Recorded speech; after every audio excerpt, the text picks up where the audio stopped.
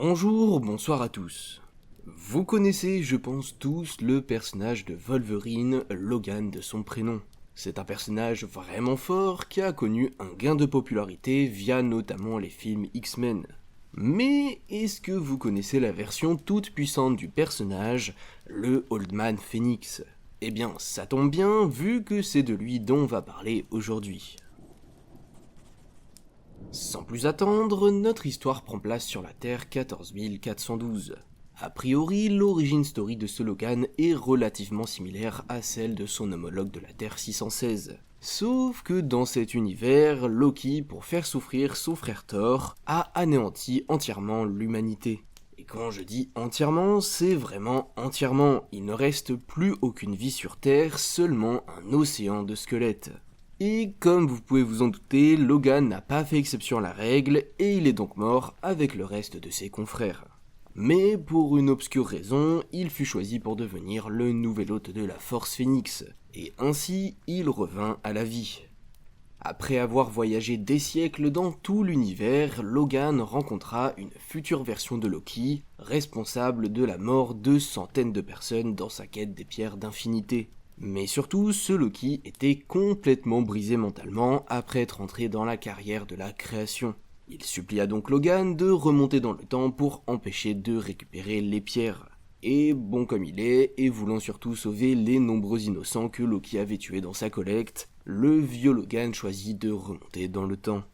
Ressemblant à son lui du passé, il vola un camion de bière et décida de traquer des agents du SHIELD afin de récupérer la pierre de l'espace cachée dans l'un des anciens entrepôts de Nick Fury. Grâce à ses pouvoirs de mutant, Logan réussit facilement à tuer Snar, un géant du froid, et récupérer la pierre de l'espace avant que Loki ne s'en empare.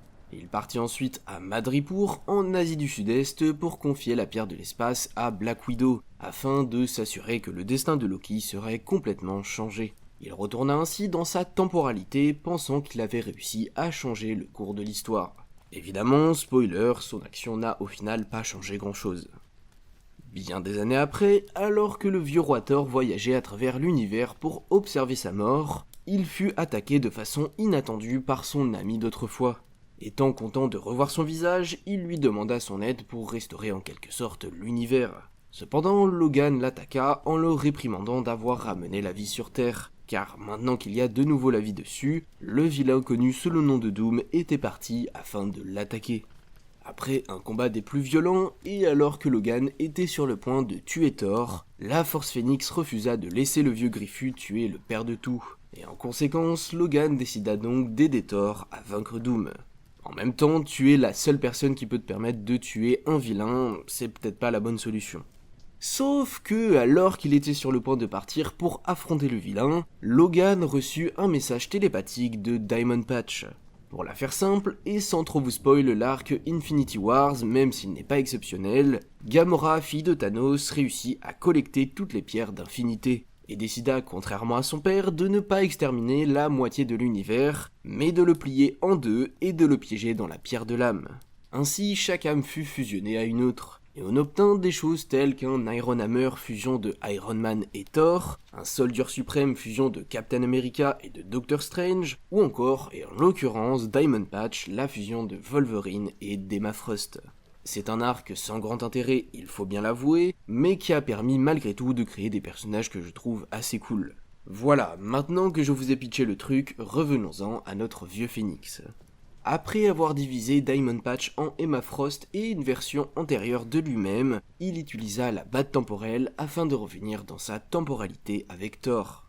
Cependant, encore une fois, juste avant le combat contre Doom, Logan décida de remonter une dernière fois dans le temps afin de rencontrer son lui du passé qui venait d'être ressuscité et de lui donner la batte temporelle. Avant de partir, il lui dit de faire équipe avec Loki afin de trouver et de protéger le nouveau porteur de la pierre du temps, Hector Bautista. Il repartit ensuite vers son futur où il était quand même à la base censé disputer un combat contre Doom. Enfin arrivé dans sa temporalité, les deux dieux arrivèrent juste à temps afin de sauver les trois petites filles de Thor des mains du vilain. Suite à quoi, ils engagèrent un lourd combat. Cependant, malgré qu'ils soient respectivement le père de tout et la Force Phénix, ils se firent très vite maîtriser par Doom car ce dernier avait, écoutez bien, le Starbrand, l'Iron Fist, l'œil d'Agamotto, la cape de lévitation, ainsi qu'un esprit de la vengeance, en plus de tous ses pouvoirs de base. Autant vous dire qu'il ne rigole pas du tout. Du coup, par conséquent, et dû à ses nombreux pouvoirs, Doom réussit facilement à maîtriser le dieu du tonnerre et à réduire à l'état de squelette Wolverine. Cependant, le Griffu, vous le connaissez, même mort il arrive à revenir à la vie, se releva et éloigna le vilain pendant que Thor, complètement désespéré, se lamentait sur son sort. Afin d'une fois pour toutes stopper Doom, Logan décida, pour donner plus de chance à Thor de vaincre le vilain, de se sacrifier en transférant toute la puissance de la Force Phénix dans Mjolnir. Thor souleva alors une fois pour toutes son marteau et fonça avec Doom à l'intérieur d'un volcan. Des décennies passèrent avant qu'il ne se passe quoi que ce soit, mais après 95 ans à se combattre dans le volcan, Thor en ressortit enfin victorieux, marquant ainsi la mort de Doom et celle de son vieil et dernier ami.